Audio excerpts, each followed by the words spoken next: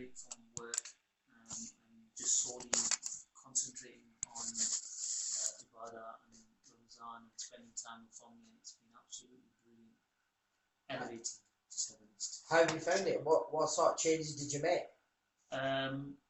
Just trying to be more closer to Allah subhanahu wa ta'ala by reading more, reading Quran, reading namaz, doing more nafal, zikr, spending a bit more time with the children as well, and speaking to them about Islam, and obviously with all the things that's going on in the world at the minute and currently in our own country. I've got a lot of questions that my children are asking me and other kids that I work with or used to work with about what's going on. So we've been talking about that, and it's been interesting to say the least. So yeah, alhamdulillah, it's been a really good 10 days. And subhanallah, it's flew by, absolutely flew by. Yeah, when you say you made some changes, you're talking about more time at home, less time at work. Yes, more changes in terms positive changes. So spending a bit more time with family as opposed to spending time maybe going to see a friend. And you think Ramzan, let's kill a bit of time and go and see someone, go and see my friend for a couple of hours, and before you know, a couple of hours is 5 hours, and it's almost Ramzan time. It's none of that anymore. It's more about spending time with family and trying to be more closer to Allah subhanahu wa ta'ala. I suppose that's the whole purpose in Ramzan. Yeah, can I ask you the same, Brother Naseem? How was your first 10 Ramzan? Alhamdulillah. The first few are always difficult, but subhanallah, this year it's been very, very easy. Last couple that I've just had now, I've had a few headaches, but other than that, nothing to write home about. Alhamdulillah, it's been good. I have changed a few things this year, eating a lot less, alhamdulillah, which normally... I've lost 3 stones in total. MashaAllah. Yeah, subhanallah. So since last year, it was cinnamon tea and, trying to get close to Allah subhanahu wa ta'ala, obviously. But yeah, alhamdulillah, it seems to be working. I've just sent quite a number of text messages out, so we've got the radio link that's up and running on YouTube. Do you want to just explain that one, Brother Naseem? Yes, of course. The YouTube, if people want to log in on YouTube, they can do so by going to the YouTube app and simply typing in Oldham Radio Ramadan, and the very first link that they see, if they just simply click on it, inshallah ta'ala, they'll be able to see us all live on Radio Ramadan. Assalamu alaikum, everybody. There you go. We're live on Facebook as well. If you want to go to the Revival magazine, I'm going to get arrested. Yeah. Subhanallah. So inshallah ta'ala, if you go live on Facebook, go to the Revival page, you'll be able to watch us, or you can go to my page, just do a search for my name, inshallah ta'ala, and you'll be able to join us. I've got a good message here from Brother Shah Nawaz, aka Shanister. Salam everyone, good show, keep up the good work. Salam to all listeners, regards, Shani. And just when we thought the room could not get any better, Brother Shahid Ayub has joined us in the studio, aka the Professor. So we've got them all in here now. We've got the Rockefeller in the left corner, Brother Asghar. We've got the Professor in the middle, and we've got the Knockout in the side. Ta-da! What more could be? Well, who could ask for more? What we've got a couple of minutes. So firstly, I want to just welcome on the studio Brother Shahid Ayub. Assalamu alaikum, brother. Wa alaikum assalam. How are you doing? Alhamdulillah. Long time no see. How are you keeping? Long time. Alhamdulillah. Very good. How is your Ramadan going? Fantastic. Chilled, mashallah. And quite peaceful. Peaceful. Personally. Right. And have you done anything different this year than last year? I haven't. I've been really lazy. Yeah. Right. Well, it's an honest answer. Salam Zaid, it's me, Gulfraz from Retford Street Masjid. Just wanted to say salam to the Brother Naseem and everybody else. I'm blessed to be in the month of Ramzan and take part in the Masjid. Make use of our time respectfully and rightfully, and try better myself in the blessed month and make dua for all my family and all the Muslim Ummah. Jazakallah for the Gulfraz, very, very nice to see you, very kind of you to send us a text message. We've got 1 minute and then there's going to be an advert. We are going to play this advert and then inshallah what we are going to do, we're going to open up the show. The topic for tonight is unity. And we're going to explore unity because on the face of it, some people will say, yes, we all believe in it, but do they believe in it? And what I also want to do is I want to go into it in a bit of detail. Is it just a woolly concept?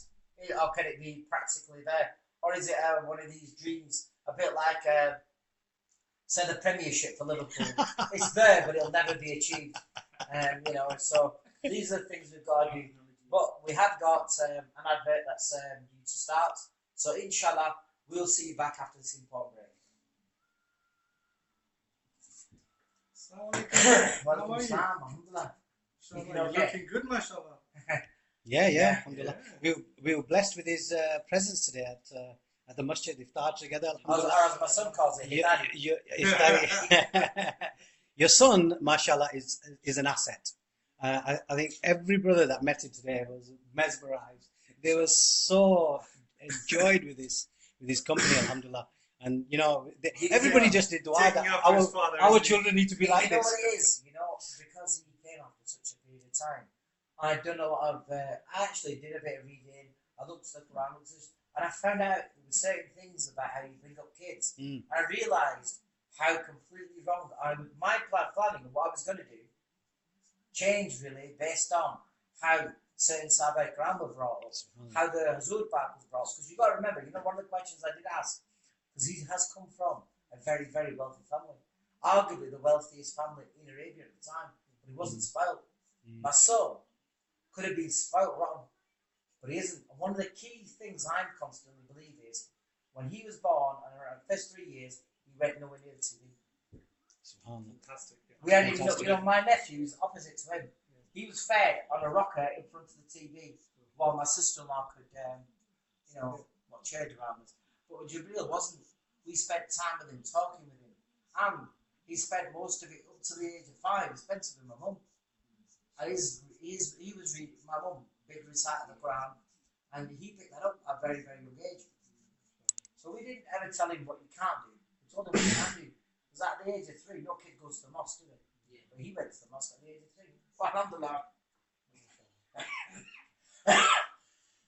Back to that hadith of the Prophet, someone came to the Prophet and asked, when shall I introduce Islam to my child? And the Prophet asked, how old is your child? And they said, he's 1 year old. He said, you're already too late. It's already too late. So it goes back from day dot, you introduce it, and children up to the age of 7 soak up everything like a sponge. Yeah. And we worry that maybe it's too much overwhelming for them, but no, It's not at all. So clever kids. We underestimate them. Of course we do. That's one of the things. That's one of the reasons we don't have unity as well, and we don't have forthcoming leaders because we're not nurturing our children at a very young age. Let's this for the show. Well, let me read this out. Tell me whether we should read this text out or whether it's bad news. Over 130 imams and religious leaders from diverse backgrounds refused to perform the funeral prayer for the London attackers in an unprecedented move. Imams and religious leaders from across the country and a range of schools have thought of coming together to issue a public statement condemning the recent terror attack in London and conveying their pain at the suffering of the victims and the families. In an unprecedented move, they have not only refused to perform the traditional Islamic prayer for the terrorist, ritual that is normally performed for every Muslim regardless of their action, but also called on others to do the same basis. Consequently, and in the light of such ethical principles which are quintessential to Islam, we will not perform the traditional Islamic funeral prayer over the perpetrators, and we are also urge fellow imams and religious authorities to withdraw such a privilege. This is because such indefensible actions are completely at odds with the lofty teachings of Islam. Are they talking about the perpetrators? Do you think we should read that text out? Definitely. Yeah. I don't think there's anything controversial about that. There's people who are, what you're saying there is the people who are in consensus. We've got loads of imams saying it's okay. So I can't see. I mean, let's be honest, we all condemn it.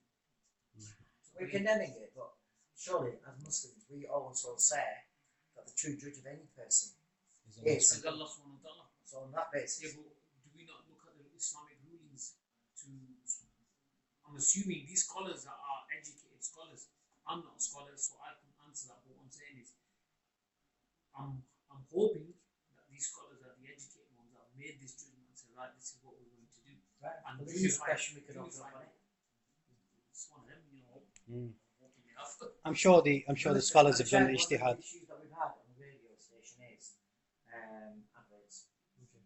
And we had a bit of controversy over it because we weren't playing any adverts. And then we decided that we will play some adverts. But each advert, this one here, for example, is 7 minutes. There's another one at 2 o'clock, which is 12 minutes. I'll be gone at 2 because I'm going to go club. Yeah. And there's another, they play every 20 minutes automatically. So we can bypass it by just bringing it. So what the agreement is, we'll play the advert now and then we'll miss the one at 1 o'clock and then we'll play the one at 20 past and that'll be the last one. So we missed a couple. That's no shame in that. Yeah, it's the ones that are on the hour, they're longer. One of them was 12 and a half. We have to concede that these guys obviously need to make a few dollars to get this. Yeah. I think this time of night, normally you got people who listen to this and less of that. I think they'll probably want a lot less of that. Who wants to listen to our Well, right? well, you know The what problem with that is well, that we did have someone ring up, Umar, the yes or no game. I said, I really like the adverts. I'd like to meet the person who's created these adverts. They're really funny. Someone must like the adverts. Do you know what I mean? Even I was laughing. There are some of them. Some of them are laughing. Some of them are quite The one comical. stop blame shot one was very funny. Does it got that word? Something at the end. Even I'm weeping and I didn't understand what he said, but he said something at the end. It was quite hilarious to be fair. But yeah. Accident ho gayi baba. Oh, wow, that's it. Aa jao. You know, I won't be surprised it's related to me. So. Why are you asking about adverts live on Facebook? Well, we're live on Facebook. We're just talking. We're just having a chat. Yeah, this is the perils of Facebook side. This is why I have real friends. Yeah. Yeah. Have we got long to go?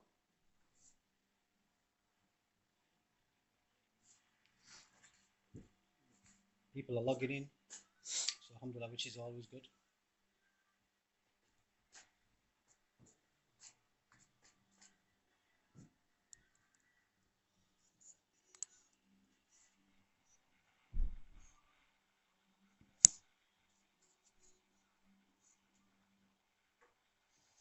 Auzubillahiminash-shaytanir-rajim. Bismillahir-rahmanir-rahim. Assalamu alaikum wa rahmatullahi wa barakatuh. Good evening, welcome back. You're listening to Radio Ramzan. My name is Zaid Mahfouz, and this is the Let's Stop show. Sorry about the overrun on the adverts. I know that you all like the one stop claim show. Alright, let's go do that one. But we are talking about unity. So I'm going to start off and I'm going to use the carefully selected questions. And I'm going to start off with the professor. Brother Shahid, what is unity? Wow. Assalamu alaikum wa barakatuh to everybody listening. This is probably the most difficult question. And it's because we all have different definitions. And rightly, we should have different definitions. Because if we think about unity and we say the only way we can have unity is if everybody is doing the same thing or agreeing to the same principle, then we're going to be here for a very long time before we get unity.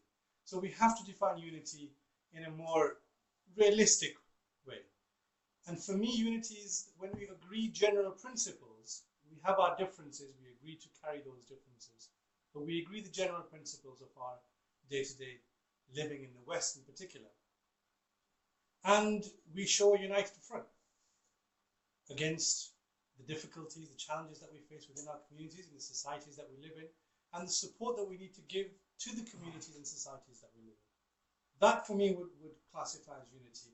Okay. I'm not a fan of the unity in the sense of religious homogeneity or becoming just the one type of Islam. Muslim. Yeah, one type of Muslim. One defined by the government, one defined by the Pakistani guy, one defined by the Indian Muslim. Yeah. whatever that definition may be. Yeah. There's going to be a huge diversity within that, but we have to have general agreement of principles that we all can come together. Brother Nassim, let me ask you that same question, just for a different view. Yeah. What is unity? Unity to me is uniting on common front, on common objectives, doing things for the sake of morality, doing things for the sake of Allah subhanahu wa ta'ala to attain His pleasure, but doing them not necessarily in the same way, perhaps different ways, absolutely, but doing it for that pleasure of Allah subhanahu wa ta'ala in accordance to what the Prophet sallallahu alaihi wasallam had set out. I think that's what would be better unity. So, Brother Askar, why do we need unity? Why do we need unity? So we can, form a community that can stick together, and like the brothers have said, is stick to a common goal that we can all achieve. And it's quite important to have unity. My mum has this saying, and may Allah Ta'ala give her a long life, a healthy life, and she says you have 5 fingers, and if you want to be really pedantic, it's 1 thumb and 4 fingers, before someone texts in, so you have 5 fingers. If You one, just stopped such. he was a winnie, I thought so. You have 5 fingers, and if 1 finger is not there, or you lose that finger, you don't have that strength. Yeah. So unity is that important. That's how my mum always sees it. As brothers, you need to stick together as family, as a religion, as a community, as friendship. All these things that are so important in our life on a daily basis. Unity is very, very important.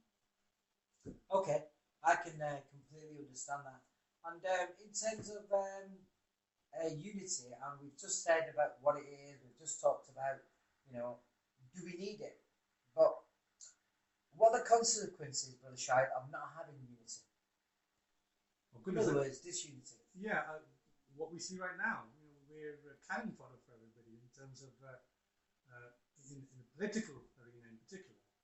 We're the butt of everybody's joke. We're We're being blamed for everything. We're being blamed for everybody. And we have to be realistic and honest that the lack of unity also means that from within us, people arise who create havoc within our society. And try and represent us. Absolutely. And Yeah. all of that is part of the reason that we need unity. But we have to be a little bit more intelligent about what our goals are going to be, what we want to achieve, and what we really realistically can achieve in a society, in a pluralistic modern society that we live in. Yeah. Brother Nassim, what causes disunity? Well, many things can cause disunity. Whether it's religious aspects, whether it's the colour of T-shirts, whether it's supporting United or Liverpool. I don't think anyone supports that, do we? Well, but it creates Sorry, unity. Brother Manny, Whether and, it's Brother Nafis. whether it's pakore, whether it's samosa, but there's lots of different You things. said pakora, I said pakore. Pakora, Certainly samosa. makes a matter. Absolutely. So any aspect, generally differences of opinion can create disunity. What we need to look and understand is that differences of opinion are allowed as long as it's to attain the pleasure of Allah subhanahu wa ta'ala. There is absolute, and sometimes there is more than one way of doing the same thing, which is correct. And the Okay, Prophet that's a nice, straightforward answer, but ain't good enough. So let's get in there. What causes disunity? Is it the Maulvis themselves who cause it? I think to be honest with you, we cause it. Let's we can blame the Maulvis. The Maulanas do have a massive The mosque part. caused disunity. Of course, human beings run mosques. So if the How do human they do beings, that? well, the human beings, if they are on a power struggle, they are going to create disunity for that power. They want to maintain that power. There's that chair man scenario going on. The egos are there. If they're trying to maintain or trying to hold on to that chair, then of course they're going to create disunity. What they need to understand is that they are not the custodians of Islam. They are not the custodians of the masajids. So they need to let go, let the youth in, and they need to diversify. They need to look at the different aspects of doing things, the same thing in different ways to create more unity. Okay, Brother Askar, let's just, I'm making a point of this, but the causes of disunity. I'm saying that we've talked earlier, I've heard about my son. Okay? May Allah subhanahu wa ta'ala be pleased with him, but he has a passion for his Qari Sahib and going reading He starts at 5 o'clock, and where he goes is literally 2 minutes away from my house, leaves 15 minutes early. He wants to get there. When it finishes usually at 6:15. He comes back at 6:30. He likes being there. Okay. Now, when I left him, and I think anybody here who's got kids will say the same, and Brother Shai, we said to our kids, we drop them off at the masjid, the madrasa. At that point, we expect them to start the ladder of Islamic literacy. Now, if that imam, instead of chasing them and starting the road of Islamic literacy, starts by saying, you are Wahhabi, you are Barelvi, you are, Deobandi, you've started that seed of disunity straight away. So let's not be around the bush. Kids have got it from somewhere. They've either got it from the parents or they've got it from the mosques. Now, I don't ever turn around and say, oh, he's Barelvi, I don't have anything to do. At the moment, the governments have brought in the Wahhabis. They have this thing about the Wahhabis, but yet they know nothing about the Wahhabis other than, let's go groveling to them because the Saudi government is Wahhabi. Let's go and pay our blank check to them. Other than that, they don't understand the principles of it. I would say I would brandish anybody and any mosque that suddenly gets up and says, this is terrible, nothing to do, it's all the Wahhabis. I think that's the start of disunity as well. Mm-hmm. What somebody's viewpoint is their viewpoint. And they are entitled to that viewpoint so long as it doesn't contradict the basic fundamentals of faith. So, Brother Shahid, let me ask you, when we're talking about disunity and the root cause of disunity, I'm saying it's either parents or the mosque. Would you say it's any different? I completely agree with that. I would put more blame on the mosques and the so-called community leaders, the community leaders. Community leaders. Mr. Khan. You have to say that straight after you say We can't say that. You'll have to teach me that one. OG, TPOG. MashaAllah. So those two institutions that should have been responsible for education, guiding the young generations. I mean, we're not new here, right? No, we're not. 15 years ago, this year, we had September, the 7/7. We were talking about these issues after 7/7. In the magazine, on the radio. 9/11, we started talking about it. That's what energized all of us to start doing something in the community. We had the same issues that we talked about then, and we're still talking about the same issues. And you will find that the masjids hardly, in the last 15, 17 years, hardly have made significant progress. And that is because there are people in there who are not willing to let go. There are people in there who have too much vested interest. Yeah. And the politicians, the so-called community leaders, don't have the balls, the gall, the ability, the bottle, to be able to do anything other than fight for their next election. Exactly. Look, and it's all well good, and you know what, I agree with you also, but at the same time, I think the parents need to take an active role in finding out what's going on in the masjid. Now, I agree. What you've got to remember is if you're dropping your child off at the masjid and expecting them to babysit your children, then you've got a different thing. Your view is distorted. That's not what the masjid is about. You need to take an active role and find out what's going on in the masjid, what your child is being taught. I find parents that are dropping their children off and thinking, shukra, 1 hour, 2 hours, they're at the masjid. I'm going to sit at home and do what I need to do because I need 2 hours break or I need an hour break. Now, parenting doesn't stop. Yeah, our parents did it for us. They sacrificed a lot. We need to do the same. Nabi Sallallahu Alaihi Wasallam came. The message was sent to them of unity. They, even through all the trials and tribulations, they kept everyone together. And their message was one God. One God, and I'm the last messenger.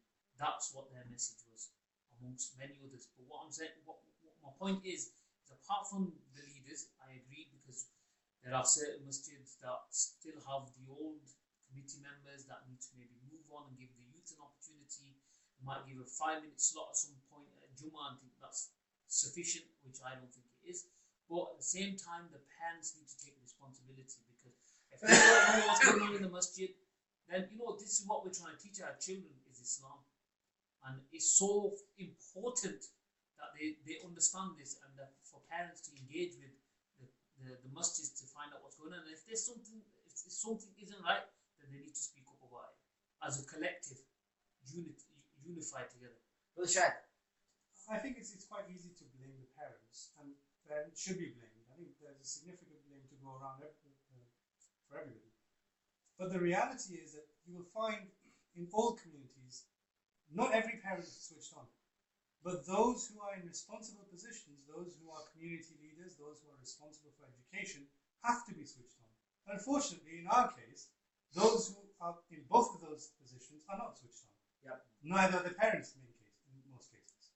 Yeah, that's a valid point. I just want to give you an example, because people always say that we had earlier, I think a couple of days ago, we had a Mufti Saab who came on, and the Mufti was from Werneth Jamia Masjid, and that is, and that's where my dad was.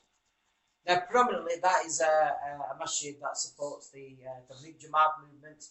On the opposite side, we had Sheikh Faisal Kubi came on. They don't do any of these Tabligh. They have a different view of it.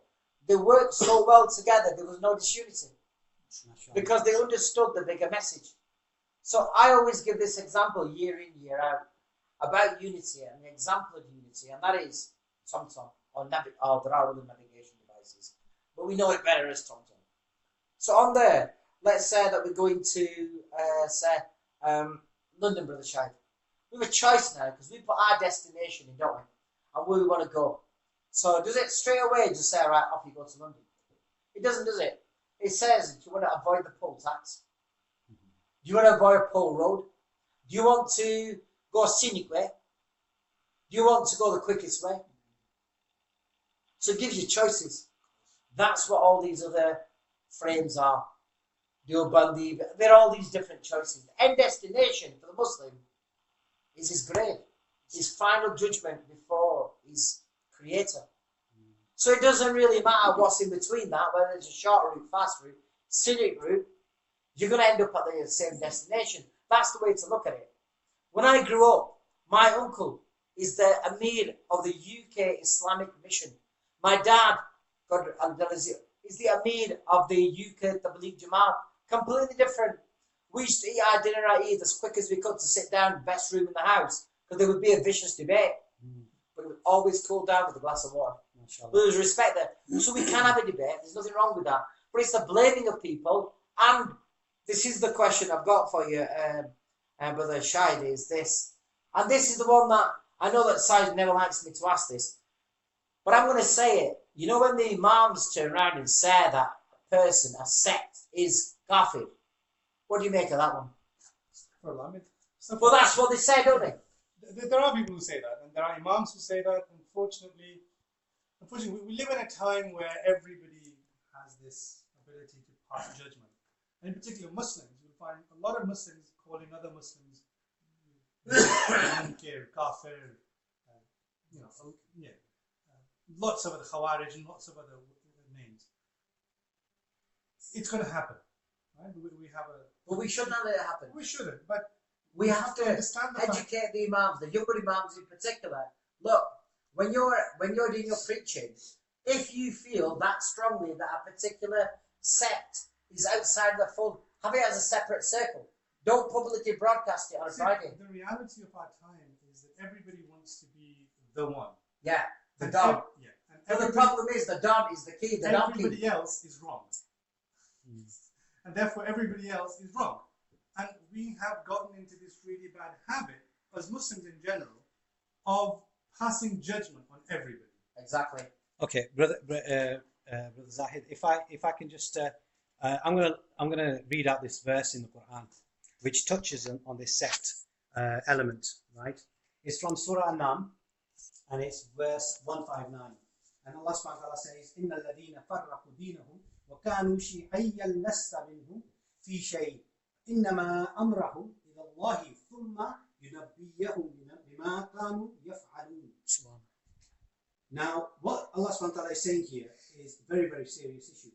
Indeed, those who have divided their deen into sects. So, إِنَّ الَّذِينَ فَرَّقُوا, they've divided the deen into sects, the religion into sects. They've become sects. Allah subhanahu wa ta'ala is giving a specific instruction to the Prophet sallallahu alaihi wasallam. Now, if that instruction is given to the Prophet sallallahu alaihi wasallam, so what is the instruction? That's what we've got to take, isn't it? That's what we've got to take from the Quran, Manual of Life. What is the instruction given to the Prophet sallallahu alaihi wasallam by Allah Azza wa Jal directly? And the instruction is, have nothing to do with them. Have nothing to do with them. Now, Nabi sallallahu alaihi wasallam is rahmatul lil alameen.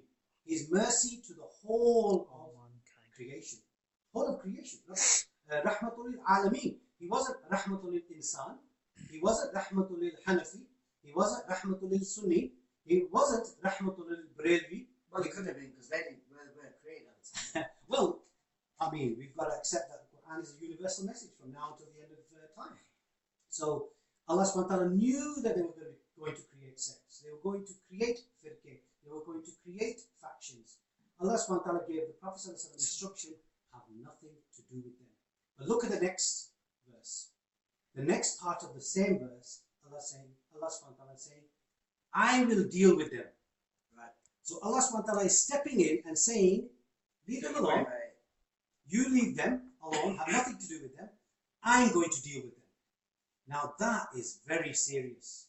Very, very serious. So any imam, any khatib, any scholar who has a decent or any iota of iman inside of him reads this verse and says, Ya Rabbul Alameen, I'm no longer going to say that he's a because they are the day of judgment will be done directly with Allah subhanahu wa ta'ala. Now, there's another misconception here. If I can just finish on that point. But you must. The misconception is that we always abrogate these verses. We always look at the verse and we say, oh well, that was at that time, doesn't really apply to me. And then we bring in a hadith from Tirmidhi, which is that the Jews will be divided into 71 sects, the Christians will be divided into 72 sects, and my ummah will be divided into 73 sects. Right. Now, the next part is mistranslated. It's completely mistranslated with one word. Okay. Right? And it always, if you read the English translations, they always say that all of them shall go to the hellfire except for the one that follows the Quran and my example. That is incorrect. Okay. Incorrect. That is almost ratifying sects. And the Prophet ﷺ, we have to agree today that he could never ever go against the Quran. Aisha radiallahu anha said that he was the walking, talking Quran. So if that hadith is saying that there is one correct sect, every single imam today, the ones who ratify the sects, are saying that they're the ones. Okay, but the actual hadith says, except for the ones who follow the Quran and my example. Plural. Subhanallah. Subhanallah. Not one. Ones. The ones. Except for the ones. And it doesn't say sect. It says, except for the people. He's talking about the people, not about the sect. So, except for the ones who follow the Quran and my example. Allah subhanahu wa ta'ala clarified it. Now, on that point, Imam Abu Hanifa was not Hanafi. Imam Shafi was not Shafi. Imam Malik was not Malik. He was not Maliki. Imam Ibn Hanbal, Ahmad ibn Hanbal, was not Hanbali.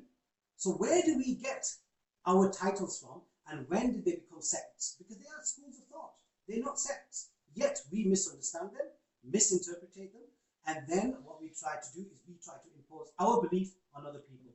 Going so far in this debate that we should never ever call ourselves Hanafi unless we've studied the other madhab and said, I have come to a calculated judgment that I'm now going to follow Imam Abu Hanifa on this fiqh because I've studied the others and this one is closer for me to the Sunnah of the Prophet. Sounds a bit too perfect, because I don't think anyone would do that. They need to. That's what but it's a very, very good explanation within the scene, and it was an expert that you brought this out, because you know that the difference between that single word, one to ones, Ones. yeah, Very good. I've got some text messages. I'll go through that, and then we'll look up. Got that. But go back off again. That's yeah. And this is from my niece, Mariam McCall. We're all tuned in. Zaid Chachu asking questions to his Bachara man and not even letting him speak. Yeah, she's ruthless. So true. So true. She's the ruthless part of the clown for me. And another one here. Okay, so this is one of the text messages that we discussed off air. Now let's discuss it off air. Right, so I'm going to read it out. Over 130 imams and religious leaders from diverse backgrounds refused to perform the funeral prayer for London attackers in an unprecedented move. Imams and religious leaders from across the country and a range of schools of thoughts have come together to issue a public condemnation in recent terror attacks in London and conveying their pain and suffering of the victims and their families. In an unprecedented move, they have not only refused to perform the traditional Islamic prayer for the terrorist, excuse me, a ritual that is normally performed for every Muslim regardless of their actions, but also have called on others to do the same. They said, consequently, in the light of such ethical principles which are quintessential to Islam, we will not perform the traditional Islamic funeral prayer over the perpetrators, and we have also urged other imams and religious authorities to withdraw such a privilege. This is because such indefensible actions are completely at odds with the lofty teachings of Islam. So there's an example of unity against so-called terrorism, and what they're saying is that, look, these people who commit this crime, we are not going to do their namaz janazah. What do you make of that one, Brother Asker? I agree with them. Really? Yeah, I think that these are, you've got, again, we talk about unity and unifying, and the scholars that have made this decision would be, have probably made it based on an Islamic judgment, based on Islamic ruling. And as far as I'm aware, someone who commits suicide, and that's what they've done, is haram. Okay, so let's look at the counter arguments. What I'm saying is based on what I've said, but again, brother, probably. Okay. Well, let's ask him on. So, Professor, what do you think? On this, though, definitely. For me, performing somebody's janazah is not compulsory. There is no compulsion to have to do an Islamic ritual in terms of a janazah for somebody. For a Muslim, it's farz kifaya. So to attend. To attend. It's sunnah to pray. Yeah. But it's not compulsory. That's the first thing. Secondly, we have to draw a line somewhere. The ideology that these people follow, that it is okay to kill Muslims and kill anybody who opposes them across the world, is simply unacceptable. It's been unacceptable since day one, but it's so unacceptable because it's so frequent now. So there has to be a line that we have to draw to say, okay, we will have nothing to do with these people whatsoever, regardless of what they call themselves. So then let me ask you this then on a counter narrative. The teachings of these deranged extremists, remember that what they're saying is that we are, in the same way that somebody has, killing people in Afghanistan, Syria, Iran, Iraq, let's say those countries, they're saying the war geographically is now moved. So they've considered themselves combatants. So in their mind, they are now considering themselves to be upholding Islam. As a result of that, their intention wasn't to go and commit suicide, but to kill other people.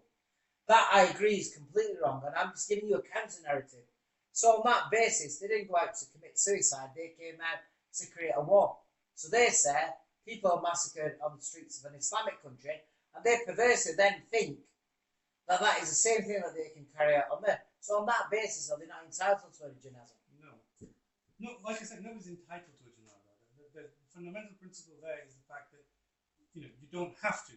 Nobody's as a Muslim, I am not. If there's nobody else available, I'm not compulsory. So murderer in any religion, and if we think but there are exceptions. There are exceptions where janazah should not be performed, or advices that you don't need to perform a janazah.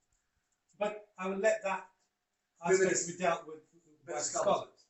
From a social perspective, I think, like I said, these guys can call themselves Muslim. They can be Muslims. They can go to their prayers and do all the other bits and pieces that the normal Muslims do. But when they stand up and commit a crime in the name of Islam, or in my name, I have exactly that same right to throw that back in their face and say, you're not a Muslim, and therefore I do not have to attend your janazah, or respect you as a Muslim. Okay, that's a valid very, point. very good point there, brother. I think what you've got to look at is there's two elements to this. The first element is that the word Muslim itself is a verb. Muslim, submitter to the system of Islam. Now, it's for me to decide whether I'm going to submit or not. It's for Allah subhanahu wa ta'ala to decide whether I am a Muslim, or I am Muslim, I am submitting, or I am not submitting. In accordance to the janazah, yes, you're right. At the end of the day, it's a sunnah. If somebody prays it, fine. If somebody doesn't, no problem at all. The issue we've got is Umar ibn Khattab said that we no longer receive revelation. We no longer receive revelation. So we do not know what's in your hearts. It's your actions that we will define you with. Okay? So when you look at these people's actions, is it the action of somebody who's portraying to submit his will to the system of Islam? It isn't. It isn't. So therefore, the scholars have commonly come together, done ijtihad, they've done and pondered over the verses, pondered over the riwayahs, pondered over the hadiths. They've come to that unified decision not to pray for them. Now, if they are martyred, and they are actual martyrs, if I'm not saying they are, I'm saying if they are, Allah subhanahu wa ta'ala knows, they're going to enter Jannah anyway. What do they need a janazah for? Okay, fine verse. Okay? The point is that we have to stick together on this. Then the unifying factor is that their actions do not define a Muslim. They do not. And it's about time, we've been saying this for a long time, I'm not talking about doing takfir on people. I'm not, subhanAllah, that's not our intention. The intention here is that we have to come down the road somewhere and draw the line and say, this is definitely nothing to do with Islam. We won't pray the janazah. That's where I stand with it. Yeah. We'll have an ad break coming on in 3 minutes, but up until that point, I want to just open up the question a little bit more. And what I want to ask, that's a very decent answer, that, Brother Naseem. I think them extra pakoris that you had today. They did it, they're just push you a little bit over the edge, didn't you? And I saw you going for that second glass of the Paki Lager I brew. So you did have a couple of drinks of that. I'm a bit high this morning. Yeah, the bubbles went through your nose. I saw it happening right in front of my eyes, yeah? This is a question. Didn't the Prophet tell us that the Ummah would split into 72 groups? But you've just answered that one. Yeah. No, he didn't. Yeah, so the Prophet... Simple answer is no, he didn't. Okay. Islamophobia is on the rise. If we don't unite now, then when will we unite? 100%. Yeah, and let me ask, in terms of sectarianism and how easy it is to unite, because there are some very, very difficult and controversial subjects. So, for example, people don't like to talk about it, but there's the issue of malad, the issue of hazard nazar. All of these things, if I believe in it and you don't, do you have to tell everybody in your mosque, rock and roll, do you have to tell them, look, Zai doesn't believe in hazard nazar. I'm not saying I do or I don't. I'm just making a point in case somebody starts lynching me tomorrow. If I say, look, I don't believe in it, but you do. So is it a duty on you to condemn me, or do you think you should carry on with your own job? I think we should just carry on. If you believe in what you believe in, you believe in it. If, for instance, there was something that was a cause for concern, and as a Muslim I had to tell you, then I would tell you. And going back to the Islamophobia being on the rise, it is on the rise, and it's very concerning. And we do have to unify. This is the time where we all need to come together. As Muslims, as brothers, as non-Muslims, as our neighbours, we need to come together, because this is a very, very troublesome time for all of us. And if we don't unify now, I don't know when we're going to unify. Yeah, maybe just an ad break, I think. There is an ad break in the background. I think I can still hear some narp in the background as well. I don't know where that's coming to it. Yeah, I can hear something. Like, is there anything playing there? There's radio there, but it's not. That should be our voice. But there is an advert coming on, and I think that should be coming on shortly. I know what it is. It's this little critter here. It's not very technical side, you know. So I switched it off, and then it came back on itself. It was a bit like a vampire. I mustn't have put the stake really through its hat. You know. But the advert should be bubbling now.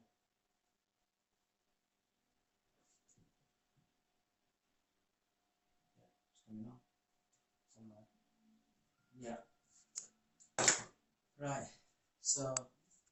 Very good. You can't mute it. You can't pause it. You've got to either carry on or start again. Carry on. We can carry on. It's fine. Yeah. We can also ask Brother Sajid if we've asked any decent questions yet, because. Brother Saj, are you listening? Are you frothing at the mouth, Brother Sajid? Is there anything? you might have gone to sleep. What time is it? 1:20. It's school days. I don't know whether he's finished making the sandwiches or ironing the uniform. So we don't really know that one, to be honest with you. Well, you're live on Facebook, so we can ask I shouldn't be on Facebook. I've been with some court permit saying I should never be on Facebook. you. Brother Saj, if you're watching or listening, please do let us know. We're missing you here, mate. Yeah. I think after the break, we'll probably delve into. We talked about the causes of disunity. What we can give is we can start giving examples of what is disunity. Let's just label it out properly. What can cause disunity?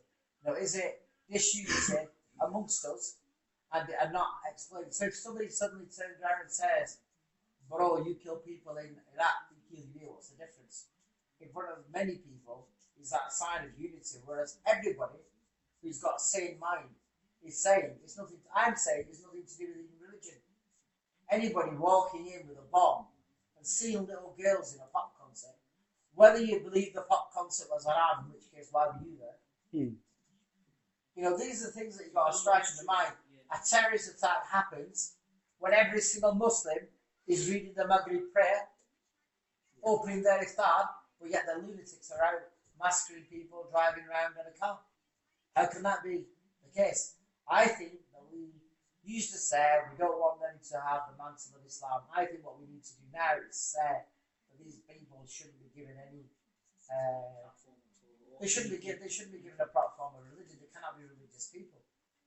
We need to ask that question furthermore, and we need to create ourselves before anybody else does a policy and a platform of what we believe that we can do. You know, we engage in the community. The case for Manchester was reported to the security service. Always say we had them on our radar. Yeah. He was reported by his own mum. He was reported by his own mum and his mum. And the imam. Yeah. So and they did nothing.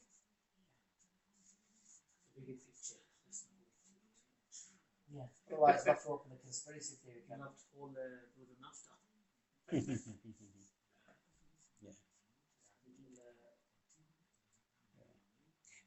You know what annoys me though?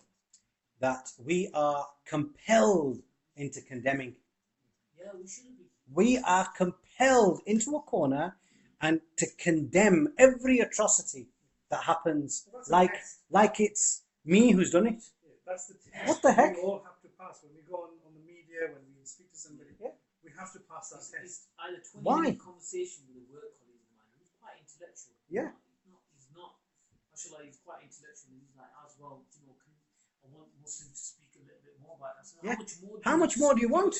Yeah. I said, you asking me this question, I should be asking why is Jimmy Savile being done for what he's been done for? You need to condemn him. You tell me. I said, because that's got nothing to do with it. Well, exactly. Precisely, mate. I said, it's got nothing to do with it. I said, he's a biker. That's not me asking you why a biker who might have knocked an old lady over in London somewhere, me asking you the same sort of question, because that's how I feel.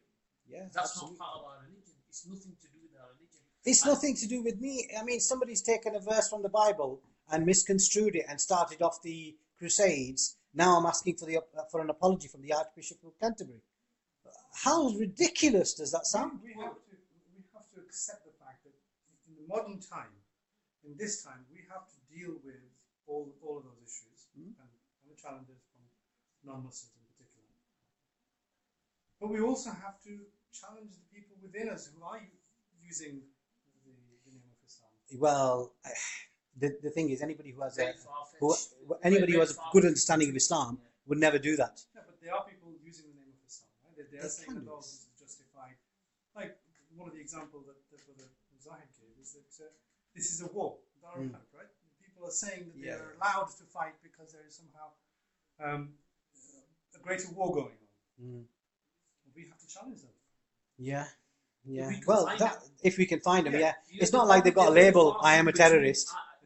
If they tell us, that is. Yeah. We don't have a direct connection with everybody who's. Your community at some point and working with young people and the young people that I work with, and I answer this question to some of my counterparts. Look, if these kids followed Islam, they wouldn't be in the youth justice system. Yeah. If they follow the true Islam, they wouldn't be in the youth justice system that we are, who I currently work for. They wouldn't be in that. And I've never, in the last 15 years of working in the community, apart from maybe one guy who watched The Arrivals, this YouTube 50-part documentary that someone, At the time to put together. And that's the only time I've ever worked with a young person around that. And all I had to do was to speak to him about Islam, what Prophet ﷺ, the message that he brought down, and the unity, etc., and why The Arrivals is a little bit far-fetched, and don't concern yourself with The Arrivals, concern yourself about being a good Muslim. That's that'll come itself. Just don't worry about that. And that's all I had to ever do. I think again, that brother, that young lad who said about The Arrivals, are we now taking down his biodata and reporting him to the MI5 to say that he's a potential terrorist? No, we're not, are we? And he isn't. Now, what we need to look at is that, okay, we've got these challenges and everything. What do we do? What is the Quranic instruction in terms of when these challenges happen? What do we do as a Muslim nation? We're back on. أعوذ بالله من الشيطان الرجيم بسم الله الرحمن الرحيم. And are we actually doing that? Welcome back. You're listening to Radio Ramzan. This is the Let's Talk show. My name is Zahid Maqbool, and in the studio tonight we've got the deadly trio. We've got the rock and roller on the left-hand side, Brother Asghar. Assalamu alaikum, Brother Asghar. Wa alaikum salam. Yeah, we've got the freedom fighter himself, the professor in the middle. Struggle for Kashmir goes on. Brother Shahid, how are we? Alhamdulillah. It certainly does.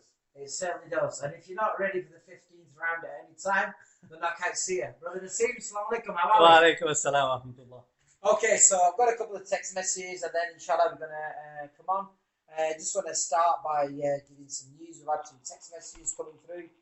The first one is, where are the people from last year? Where are the Dubai contingent?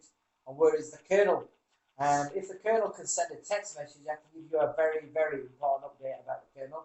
I spoke to him earlier today, and all I can say to you is very, very shocking news. As far as everybody else is concerned, it's fair to say that we have had a few server issues, and we are now able to get a full server on, and inshallah over the next couple of days we should be able to increase our listenership globally, which is what we had this time last year. So we're talking about unity, and what we want to ask is to try to achieve unity. When learning your Islam, what do we have to do? So what are the practical steps that we can take now to create unity? Who wants to start with that one? I don't mind. Yeah. Yeah. A Anybody? practical step. So, Okay. yeah, what are in other words, my practical steps, what practical steps can we all take to achieve unity? That's the question. And we've been talking about the fact that we're in the face of current reality. People getting murdered, children getting murdered. There's a goal. Excuse me. There's a call for unity. So what are the practical steps that we can take? What we need to do, my brother, is that in a time like this, when Allah subhanahu wa ta'ala gives us instructions, He is very, very specific.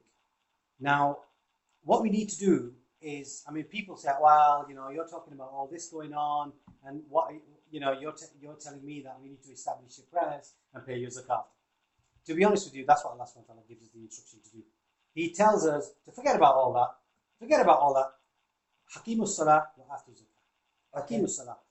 Now, literally, that means to establish your prayer. Get deeper in your prayer. Get deeper involved with your salah, with your contact with Allah subhanahu wa ta'ala, with that connection with your Creator. Yep. That's what he's talking about. And give your zakat. Purify yourself, purify your wealth. Now, we might think, actually, we're already doing that. But if we're not attaining khushu from our salah, that peace and tranquility, khushu, it's not a pakora dish.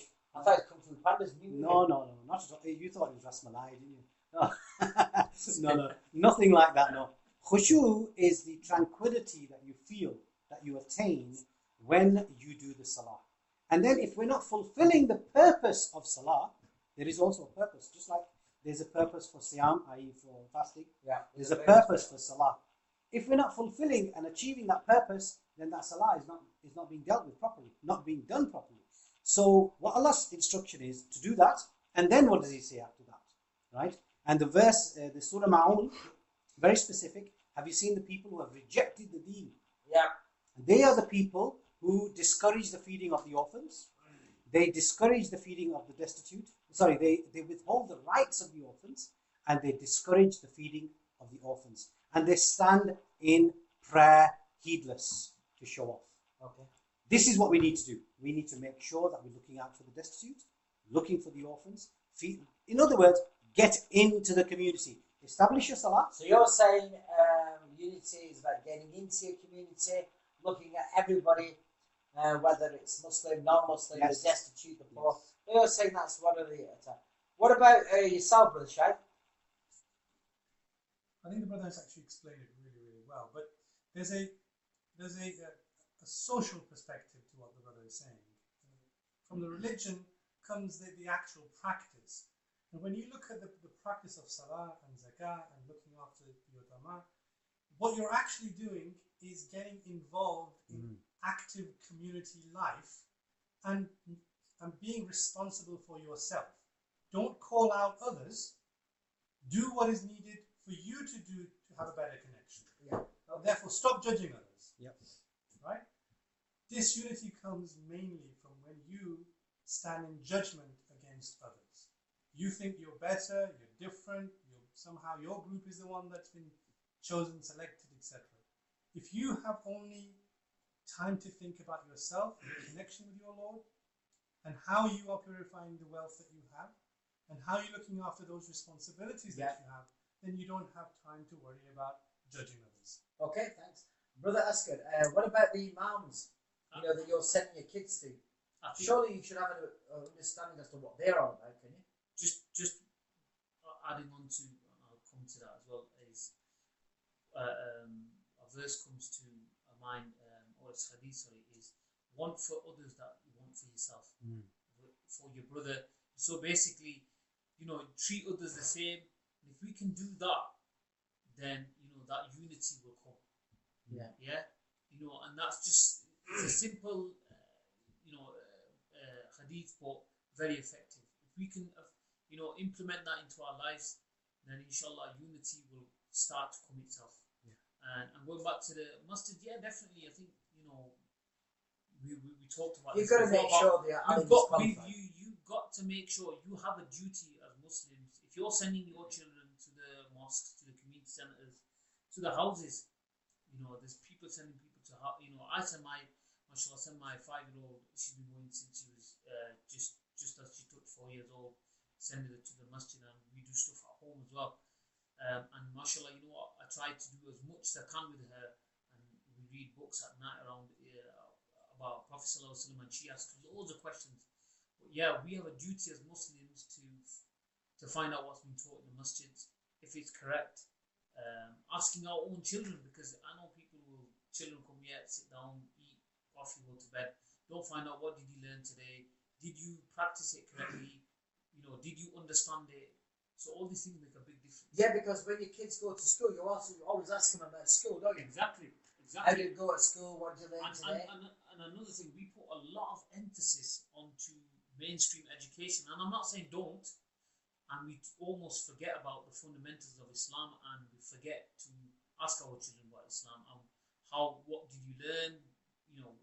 Was the guy teaching you the right thing? Because as far as some of the parents are concerned, they might be teaching them something, and then they're coming back not asking them. And this is exactly. So we need to do this as parents. Is very, very important. Brother Shai. I think unity also, we're just looking at the overall larger picture. Unity also ties really well, or badly, in this case, into identity as well. And I think we have, for the last 30, 40 years living in this country, we haven't come up with our own identity. Really? We haven't. Most of our young people are still lost. Now, there was a time when we were the Desis, when we were the Asians. The Teppies. The Asians. So in university, I remember the years that I went to university, everything was about being Asian, right? Then it became about being... So many thought you from myself. Let's not go there. Jambon! Who? Then it became The motorbikes. Then it became... So we've got some technical issues. Yeah, Then well, it became the an issue- laptop's just had a Ferrari engine installed. Brother Rock and Roll has just been Then running it the became an issue of religion. So the identity became Muslim, a British Muslim, a Pakistani Muslim, or Yeah. an Indian Muslim. But we still have not managed to define our identity. And I think that it probably is Yeah. Sorry, that guys. probably is one of the larger reasons, one of the more significant reasons that we don't have unity. There are the older generation that don't identify with us. The younger generation either seem to disconnected from the identity that we have crafted, or that seems to be sitting in between, and therefore there cannot be unity. Okay, I've got some text messages, and then we're going to go back to the topic tonight, which is unity.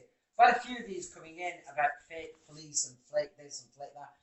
The thing is, when anything happens, there will be some video on the internet somewhere that someone can plaster and bring on. The fact is, whether it's fake news, whether it's real news, what we shouldn't bypass is somebody's lost a life. Yeah, That's the important thing.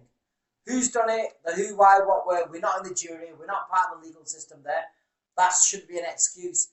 Unity says, Brother Shai, I think we need to get our heads out of the backside. This has been happening for way too long. Every single time something like this happens, you have a brigade of people saying that this is fake news, it's done by the Americans, it's done by the Israelis. For heaven's sake, when are we going to realize that you cannot hide conspiracies like this? We live in the Western world where every reporter is trying to get a scoop. ice cream. Every policeman I is beg trying. to differ, Shad, but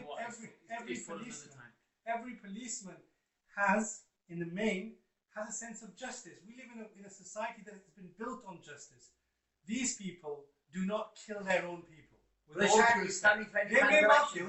They may well kill people in the Middle East, in Pakistan, without any hesitation, but they do not kill people on their own streets. Yeah. Or direct people to kill people on their own streets. Okay. Again, that's a controversial one because it's only controversial because we allow these ridiculous the facts are that intelligence services are known to take people out. There are factual reasons for that to happen. We know that other countries also kill people on foreign soil. We know that to happen. Only Lithuania was killed, wasn't he, on foreign soil? One person targeted. But the fact is, but the thing came out the following day. That's my point. That you can't hide these things. Yeah. Almost the following day we started to talk about the full details. I have never really. We have, but the I understand what you're saying, and let's move on. I've got some text messages here, and so we've talked about the conspiracy theories. It says here, I'm watching the live video, and I've got to say, Zajachu's eyebrows are on fleek. I'm glad you noticed. Brother Manny, you've got to be sat down when you hear this because some explosive news about the Colonel. I found out that he's now bought Disney Studios. He's creating a new brother, we've got the Colonel. He's now bought Disney Studios. He's created a new version of Sleeping Beauty called Sleeping Buta. He's basically sleeping straight after Fajr. Zohr, he wakes up, 2 rows to one side, that's his farz done. And then he wakes up again. He's basically got, I saw him the other day, the rumour is he's got 100 mattresses, one on top of the other and a peanut underneath. Wow. So he doesn't break his back. But I'm going to go and see him and find out whether that really is the case. But the Colonel has now fully got himself, he's bought Disney Studios and he's now making Sleeping Beauty, which is a follow-up to Sleeping Beauty. Anyway, the questions that we, let's go back to our topic. Our topic tonight is unity. We've got about 20 minutes. So, these are some of the practical steps that we can achieve, what we can all take to understand what Muslim unity is. Understand it. When we're learning your Islam, make sure it's from a fully qualified scholar. Well, that definition needs to be looked at, doesn't it? Well, they need to be qualified. They need to be qualified. They need to be qualified in the culture in what we reside in as well. Yeah, okay. Just because they can recite the Quran properly and with tajweed and tartil and tartib, it doesn't mean that they are qualified. Quite a few T's going down there, Mr. T. I'm telling you, bro, I'm on it today. I ain't getting on a plane if there's any more Mr. T's in the house. But I think that's an important question. Who tells that person that they're qualified enough? Well, subhanAllah, exactly. They get the exam, don't they, from the... See, the issue you've got, right, is with this qualification or this smoke screen of qualifications that we're getting. The people are not qualified in this country. They're not qualified with the culture or the needs of this country. They have no affiliation with this country or this culture. You'd say some of them, brother. Some of them, we had 2 sheikhs here. No, what I'm saying is there's a very small minority. And even the good ones are not given platform. They're not. They're just not. Okay. I agree. This is a very difficult situation because this is something that we've been talking about in particular for the last 15, 16 years. Every single Ramadan. Yeah. And it hasn't changed significantly. Yeah. Okay, here's one for you. And this is from the shotgun. And I think this is a brilliant one, this, because it sounds simple, brother. As good. But tell me this one, Rockefeller. What do you think of this? Give salam to every Muslim you see, regardless of who they are, group or affiliation. Yeah, definitely. But I would be surprised. I've seen people walk past other people and they don't give salam. This goes back to what Brother Nassim talked about and the scholars that we do have. You know, they've got to understand that, you know, in this the society that we live in, plus Islam doesn't, it's not about, it's unity. It goes back to unity again. And I understand exactly what you're saying about Brilvi and Wahhabi and Deobandi and whatever. You know, I personally don't agree with, you know, with all that, where you don't talk to him because he follows such a way and his Eid is such a day and his Ramzan started such a day and we don't want to talk to him because Qari Sahib said really they're classified as kafir because they fall out of Islam. So therefore we don't talk to them. We should give everyone and treat everyone equally. Yeah, that's what Islam teaches us. What about this one, Brother Nassim? Visit, attend mosques and events that are outside your school of thought.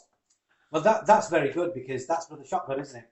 Yeah. We always do that. All of us, and Brother Zayed as well, myself, Brother Shahid, all of us, alhamdulillah, this room. We were laughing earlier today because you invited us to your masjid. UKIM masjid. Yeah, where did I end up? You went to Pitt Street, alhamdulillah, and you still did iftari there, didn't you? Yeah, I didn't. Because, look, even the Imam at that masjid, Maulana Mohim, alhamdulillah, beautiful. Absolutely, such a warm guy. You know, and we love going there. We need to go and see the other masajids. We need to go and mix around, pray salah differently. My teacher said to me, he said, if you live in a predominantly Hanafi school of thought area, at least once a week pray salah in a Shafi masjid. At least once a week. Dig it out and go and pray there. At least once a week, go and find a masjid which is Hanbali and go and pray there and learn about. I mean, I was very, very fortunate growing up because the scholars that I learned from... Open-minded. And scholars. And not only, one of them was Hanafi, The other ones that I learned from were Shafi, were Maliki, were Hanbali as well. So alhamdulillah, I got a real good mix and a reasoning why people do things differently. And did you know, I mean, in a lot of school of thoughts now, a lot of the scholars say, you can't mix the fiqh. You can't mix the fiqh, right? So if you are Hanafi, then you should only follow one, because otherwise you'll get really confused. SubhanAllah, did you know that the Prophet ﷺ prayed in all those different ways? That's how they became the different That's how they fiqhs. became the different fiqhs. Yeah. SubhanAllah. Well, I think Imam Malik, when he went Imam Ahmad ibn Hanbal, when he went to do Hajj, he followed the fiqh of Imam Abu Hanifa. He left his own. there's unity for you, That's isn't it? unity. Beautiful. Because these people have an intellect. Yes. And remember that some of the imams were alive at the same time Yes. with each other. And they were fiercely opposite That's right. to each other in terms of the view. Just an opinion. The opinion was vastly different. I remember I was with Brother Muhammad. He's from Jordan. And he had a book. And in it was an extract of a letter from Imam Abu Hanifa. And it was a 4-page letter. Mm. The first 3 pages of it, Brother Shaikh, were the respect. I respectfully ask, I'm not somebody with your knowledge. It was the promoting of the other Imam. And then on the last page, a quarter of it was the actual question. So 3 pages of it weren't, I'm bigger down than you, yeah? You show me your chest, I'll show you my guns. What's going down? Let's take it. No, I've been told. Wasn't any of this rivalry. It was being humble. What we have failed to understand, that in the intellectual discourse of the time, these were scholars who had opinions, and they discussed those opinions. It's only tens or even decades later, years or decades Hundreds later, of years later. that we started to formalize all of their sort of knowledge and their writings, or Imam Abu Hanifa's case, what was attributed to Imam Abu Hanifa, because I do not believe that Abu Hanifa wrote a particular book or text. No. And it was collected together and said, okay, this is what all the treatises of a particular scholar is. These are the documents that this particular scholar has produced. And then people started to, over decades and centuries, started to look at those and say, okay, this is formalized in a particular school of thought, and this is formalized in another school of thought. Mm. Yeah. And unfortunately, we have come to a point where now we contest and argue and in Pakistan and in Subcontinent kill one another over what these people said, what these people wrote. And what they wrote at the time was intellectual discourse, intellectual debate. Yeah, no, I completely agree. And Something it's a very similar to good what's point, happening in it's the a West lesson. at the moment. Mm. I think. Something is there not? I don't know. Is that one on? Oh, right. Yeah, on this. Sorry, on this point about the scholars, Imam Abu Hanifa. If you look at the logic, I talk about Imam Abu Hanifa because the majority of the listeners today are probably followers of the Hanafi fiqh. Now, that's why we need to sort of go into that a little bit deeper. Imam Abu Hanifa, I mean, we keep blaming him, and I use my words very, very carefully. We keep blaming him for our own shortcomings. Like, and he was one of the biggest scholars of logic, probably the biggest scholar of logic, and did things that did not defy logic. He always had a beautiful explanation as to why he decided to do that. However, he always conceded to the fact that the other schools of thought are also correct. Always did that. Yeah. I'll give you one example. One example is the other schools of thought said about zakat, about keeping it local. All 3 of the other schools of thought said, if it's better for you to spend your zakat locally, spend your zakat locally, because if you don't, you're not fulfilling the purpose of zakat, i.e. to create the social balance and purify your community and your wealth. Okay? They gave that recommendation. You know what Imam Abu Hanifa said? Imam Abu Hanifa said, it is fard al-ayn upon you to spend your zakat locally. If you don't, you must ask the governor of the land before you send it abroad. Do we follow that fiqh? No. We keep blaming Imam Abu Hanifa. I'm Hanafi, so I don't. We keep blaming him, yet we don't ever study what he wrote. Okay, yeah, valid point. Do we have an example of anything that we could do, anywhere we could go to increase and show somebody, demonstrate somebody unity? I think Come to the church. I'm going to leave a little bit early, but yes, true. One of the things that concerns me a little bit as well, and your brothers probably agree with me, is hopefully, is there's too many debates on the likes of YouTube around stuff like Milad that go on for hours, instead of debating around the real issues that we have in our communities. So one of the biggest things we have at the minute is drugs. And young people take, and I'm sure we're going to have a topic on that next week. And that's the stuff that we need to be unified on. So Milad is fine if you have an agreement, you have a disagreement, you debate, you have the thing is, brother, they waste all the time on it. That's exactly, and the time that's wasted. Yeah, you know the other one is the 1 fish, 2 fish, 3 fish, 4 You need fish. to bring the books to where you need to sit together and talk about the issues that we've got in our community. And one of the things, like I said, is around drugs.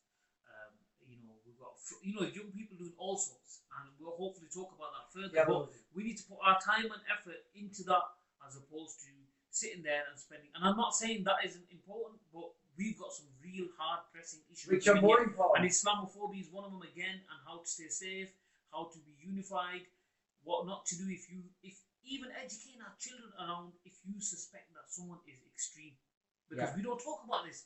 This is almost a taboo subject. We need to tell, if you find that someone is extreme about Islam and says that we need to go and kill someone or do something, you need to report it and what you need to do in order to educate the person. Brother, do we really need to report it, or do we just take it as a joke, like that guy on Facebook who's been threatening Muslims with a big, massive sword? We need to report it. Yeah. We need to report it. 100%. Okay. We need to report if there's something. If someone's life is at risk and there's someone threatening to kill someone, then we need to take that seriously. Absolutely. Okay, I asked the question before you, Rock and Roll, just before you go. Just the question I asked is, where can we go to see unity? Where can we go? And I think you said the church. The church. Every Monday we have a food bank that runs, giving food to destitute. No, but unity starts at home, and we've got to try that, inshallah. Rashid, any ideas? I would agree with the brother. That's two out of it. Brother Rock and Roller, any help for you? Or is it the whole family out of it? No. So we're back to them. Where do we go? I think it's home and masjid. That's three. All of you. Go to position right now. Right now. What about the Hajj? The Umrah? That's if you can afford to do so. Hang on a second. If you can afford £200 with the trainers. Right, I'm sure that if we saved a couple of those, I know what you mean. I've got kids. I know I've got kids. It's £5 a pop for Hajj. But I'm gonna say to everybody. I need to get going because I'm the Hanafi sect, so therefore my house is about to close in a bit. You said to me, if I eat 2 bleeps, I've got to go, otherwise my missus is going to eat the brother. So assalamu alaikum to everybody, and inshallah. Alaikum salam wa rahmatullahi. Brother, that's the Brother Asker, the rock and roller. Brother Asker is leaving the building. Unbelievable, yeah.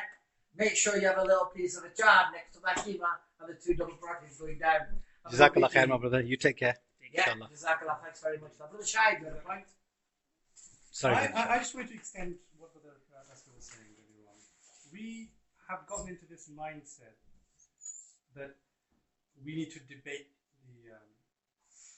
the finer points of our beliefs, and we need to do that, until the cows come home.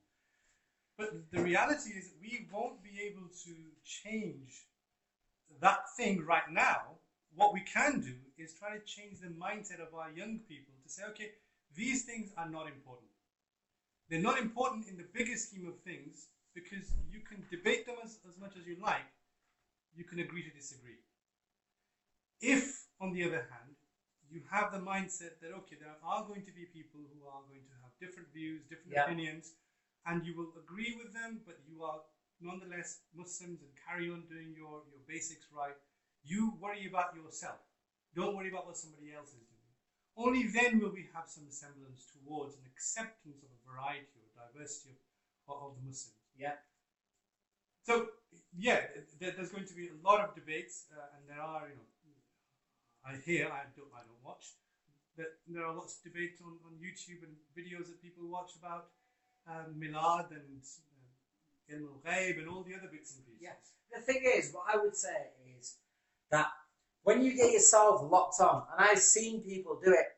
In fact, I got 2 text messages earlier for clarification about the length of the beard. I would know because I haven't got one. Yeah, I'm saying that debate has been going on for the past. I think the brother said, look, we've been talking about this for the past 4 days. So for 4 days we've been debating. How long should you beard? Yeah. SubhanAllah. Yeah. Shall I put everybody out their misery on that No, one? I don't think we need to. I think what we need to do is to say, listen, this show was sponsored by Gillette. No, what we have to say is, look, these are minor things. What I find is with people who are nitpicking on these minor things, they don't do the major things. True. They're focused. It's because if they did, they wouldn't have time for these stupid things that are involving them. It's a mindset. It's a mindset issue that somehow you need to challenge the other person's fundamental belief system. Right. We So don't Prove him do wrong. that. we've got 5 minutes left, so I'm going to start with yourself, Brother Nassim. Yeah, we're talking about unity. What steps can we take? What are the dangers, and what's a good example? Well, for me, the very big, the biggest step for me is that we keep calling ourselves all these different names. Right. Now, Allah Can't subhanahu call you Nassim anymore. well, all these different Obi-Wan names. Kenobi. Obi-Wan Kenobi, shotgun. No, that's all right. I don't mind that. It's the sects I'm talking about. Right. All these different names, and there's lots and lots of You mean them. sect. You don't mean Sects. sex, do you? We can't call you Sects. Barbara or anything, can we? Well, I suppose you could call me Barbara, couldn't you? But when Allah subhanahu wa ta'ala gives us a specific instruction in Surah Al-Hajj, and Allah subhanahu wa ta'ala in the very last ayah of Surah Al-Hajj, which is verse number 78, and Allah says that I've given you the deen of your forefather Ibrahim, and I named you Muslim in this scripture, and I named you Muslim in scriptures before. So He gave you the name Muslim. And in Surah Al-Baqarah, verse 127, Allah subhanahu wa ta'ala says that the dua of Ibrahim alayhi salam is that, O Allah, give us maghfirah for our shortcomings and make us one of the Muslims.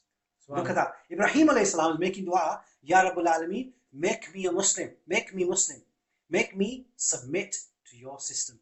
Now, when you look at that, there's only one name Allah's given you, and that's Muslim. If you want it, stop adding it. Stop adding to it. Stop subtracting on it. Stop omitting things. Stop trying to add something after it or something before it. Just Stop doing the remixes. Yeah, stop doing the remixes. It's like as if Allah subhanahu wa ta'ala didn't know that He was going to, all these things were going to come afterwards. Yeah. And somehow, because of Allah's shortcoming in our billah, we've get it had wrong. to add something onto it. Stop it. Brother Shahid, final words from you. Bit harsh? No, I think perfectly fine. For me, unity is a consequence. It's not something that you can have as a main objective, as a main strand. It has to be a consequence of all the actions that you do, the society that you create. And unfortunately, we are the poorest communities, Muslim communities in the UK in particular, the least educated, the least well-to-do in terms of attainment, and right now, the most dysfunctional. So up until you solve the fundamental social issues out, I don't think that we're going to get unity. And we're not getting unity because we're not looking at how, what the mechanics of us becoming simpler and returning to a more humble, connected communities is like. We are very much focused on what we want, very much focused on how different we are from the other. That is not conducive to That's fine. I believe you, that Brother Shahid. Brother Shahid is available for weddings, mendis, and hakikas on very short notice. Stand-up comedy. I think just to add to that, Brother Shahid, Nabi Sallallahu Alaihi Wasallam came to probably the worst ummah ever. 124,000 prophets came to a similar region, all around that region. They were the worst. They were most dysfunctional. They were disorientated. They were uneducated. They were jahil. Okay? Yet, Allah Allah gave them the Prophet ﷺ the ability to unite them on one thing, La ilaha illallah. SubhanAllah, we've got literally a few seconds left before the advert kicks in. I just want to thank the knockout brother Naseem. I want to thank especially brother Shine, aka the Professor. I want to thank brother Ascad, aka the Rock and Roller, and I'd like to thank the radio station, brother Javed, who looks over us now. The advert is going to kick in the next 20 seconds. Brother Manaza, brother Shine delivers the best juicy, fresh dates. The big plug for you, and he delivers them free of charge. He does. Yeah. Yes. Jazakallah. We witness. So, listen, my final words on unity are: any mosque, any imam who says the other person is Catholic, go and have a word with him. You know, who is there to Knock him decide? out. Yeah, well, you just have a little word with them, yeah? That might be a little bit harsh. Keep us in your prayers, keep us in your du'as. We are going to zoom into an advert. Until tomorrow, assalamu alaikum wa rahmatullahi wa barakatuh. Wa alaikum assalam wa rahmatullahi wa barakatuhu. Over and out.